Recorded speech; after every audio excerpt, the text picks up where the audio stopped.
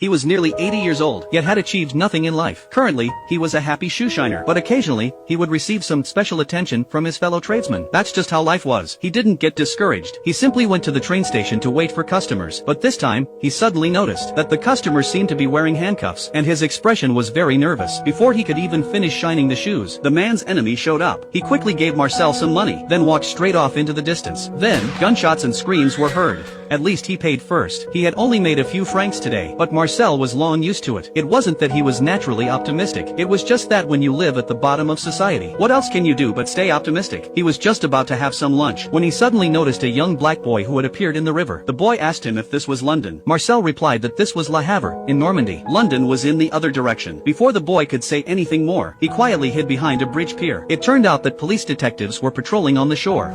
Nous cherchons un petit garçon noir. J'ai vu personne. Marcel didn't know it yet, but this deliberate concealment would completely change the rest of his life. That night, hungry as he was, he stole a baguette from a bakery. When the owner caught him, he could only pretend he hadn't seen her just now. Then he asked the owner to put it on his tab. The owner said angrily that his bill was already as long as the Congo River, but Marcel just said he would definitely settle it after he inherited his estate. Seeing Marcel approaching, the fruit shop owner quickly closed his door, saying he was already closed for the day. With no other option, Marcel took a dry loaf of bread and some loose change and went home. But his wife didn't seem surprised.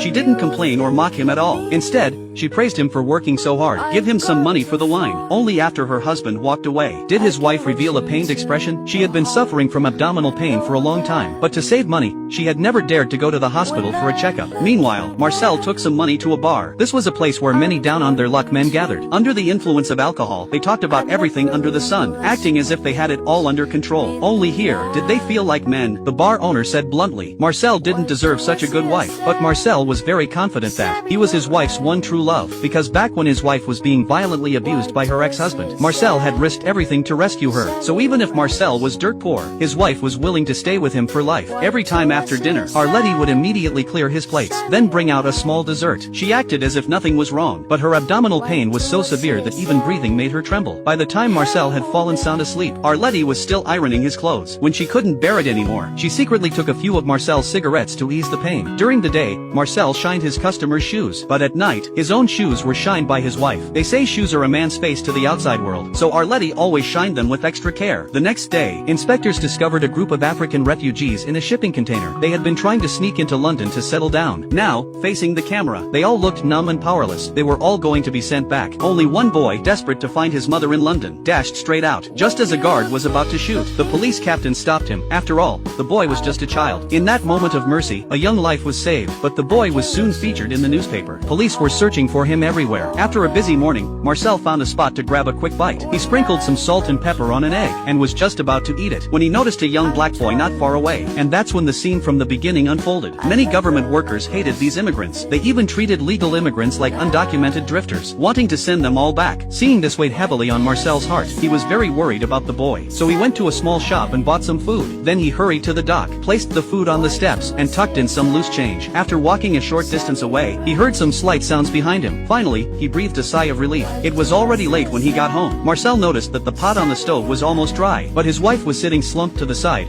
her face full of fear. Marcel quickly put his wife on the sofa, carefully covered her with a blanket, then went to ask the bakery owner for help. Although the bakery owner usually found Marcel annoying, when it really mattered, she was willing to drive them to the hospital himself. After an examination, the doctor said his wife wasn't in serious condition, she just needed plenty of rest. He told Marcel to come back in the afternoon, but after Marcel left, the doctor's face showed a hint of regret. Unaware, Marcel thought his wife was just exhausted. He even told the bakery owner that she might be discharged soon, but when he got home, he discovered that the young black boy was sleeping in his house. Still, Marcel didn't kick him out. Instead, he prepared breakfast for him. The boy wanted to return the money Marcel had given him, which surprised Marcel. He asked the boy why he wanted to go to London, but the boy didn't want to say more. Marcel didn't press further. He told the boy to stay at home and hide from the police. Meanwhile, looking at the malignant tumor in her abdomen on the X-ray, Arletty fell into despair. The doctor comforted her, saying a miracle might happen, but she didn't believe she was that lucky. She begged the doctor not to tell Marcel the truth. She said her husband was like a big kid, and she didn't want him to worry. The doctor didn't understand, but after her earnest pleading, he agreed. Marcel bought some flowers and came to visit his wife. Arletty was clearly happy, but her words were not at all gentle. She said she had only just left home, and he was already wasting money.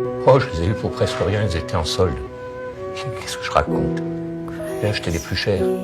Then Marcel anxiously asked about her condition in detail. His wife said she had a tumor in her abdomen, but it was benign. The doctor said it was nothing serious. Half truth, half lie, that was the most convincing. Marcel was finally relieved. He even celebrated at the bar. But when he got home, he noticed that the young black boy was sitting by the roadside. Police were patrolling nearby from time to time, and yet he still dared to wander around. After scolding him a bit, Marcel suddenly realized that hiding like this forever wasn't a solution. So he decided to help the boy get to London to find his mother. Sensing Marcel's kindness, the boy took the initiative to carry his suitcase for him. But unexpectedly, a neighbor saw the two of them going home together. He immediately called the police. Unaware, Marcel told the boy about his own past. He said that when he was young, he was a writer, but his writing was too artistic, and no one could truly understand him. The bakery owner, knowing that Marcel's wife was in the hospital, personally brought him a pot of food. But although Marcel was starving, he let the boy eat first. Clearly, he trusted the bakery owner immensely. To save money, Marcel only ordered a single fried egg for lunch. Before he could eat it, the police captain walked in. Marcel was a little nervous, but the captain didn't say much. He simply warned him kindly to watch out for his neighbor. Feeling uneasy, Marcel hurried home and discussed with the bakery owner transferring the boy to her house. The owner wasn't afraid of the trouble at all and immediately agreed. And the fruit shop owner, who had been avoiding Marcel, even brought him a large pile of nearly expired food, telling him to give it to the boy. With everyone's support, Marcel put the plan to move the boy on the schedule. After asking around extensively, he finally found news of the boy's grandfather in the black market. Marcel took out his suit and withdrew some money from his savings. He was about to take a trip, while the boy would be looked after by the neighbors. To save money, Marcel endured hardships all along the way. He finally reached the address he had been given, only to learn that the boy's family had already been arrested. He hurried to the immigration office to get information, and argued passionately with the director. He said the country's laws prohibited racial discrimination, and even illegal immigrants had the right to receive visitors. He also claimed he had a recording pen hidden in his pocket. Afraid of being labeled a racist, the director allowed Marcel to see the boy's grandfather. So he learned that the boy's mother was in London, and that his father had already died. No one knew if his grandfather and grandson would ever see each other again. Marcel's heart ached. He was just an ordinary person, living his own difficult life. He couldn't promise too much, but he swore he would get the boy safely to London. As the days went by, the boy didn't want to eat and live for free, so he took Marcel's shoeshine kit and tried to set up a stand to earn some money, but he was nearly caught by someone looking for a reward. Fortunately, the Vietnamese neighbor showed up in time and stopped them, and the boy managed to escape. When Marcel came home, exhausted, he was told the boy had run away. He quickly went to check at home, under the guidance of the dog, and indeed found the boy hiding in the closet. His anxious heart finally settled, learning that Marcel was coming to see her. Arletty quickly put on some makeup, trying hard to make her face look healthier. When Marcel arrived, he put the flowers in a vase. Seeing his wife had lost weight, he quickly said that being thinner was also nice. It would save fabric when making clothes. Then he took out some chocolate for her to eat, but his wife said very seriously that she needed rest, and hoped Marcel wouldn't come to the hospital to see her for a while. She said he could come pick her up in 2 weeks, and that he must bring the beautiful yellow dress she had worn the first time they met. Marcel readily agreed, but there was a hint of worry in his eyes. He seemed to have sensed something, but didn't dare let his mind wander. He could only work and pray outside the church. Meanwhile, the matter with the boy was becoming urgent. He was already in the newspaper. If he remained missing for much longer, the captain would have no way to explain it to everyone. Marcel went to ask a smuggler captain for help. The captain demanded 3,000 euros up front, but Marcel couldn't even scrape together 300, so he went to the bar for help. The bar owner said they could hold a charity benefit, but they would need to find a singer. Bob, the bar's house singer, could help, but he had just lost his wife, and had no heart for anything. When Marcel found out, he went to see Bob's wife, and told her that if she reconciled with her husband, she could help the poor little boy find his mother.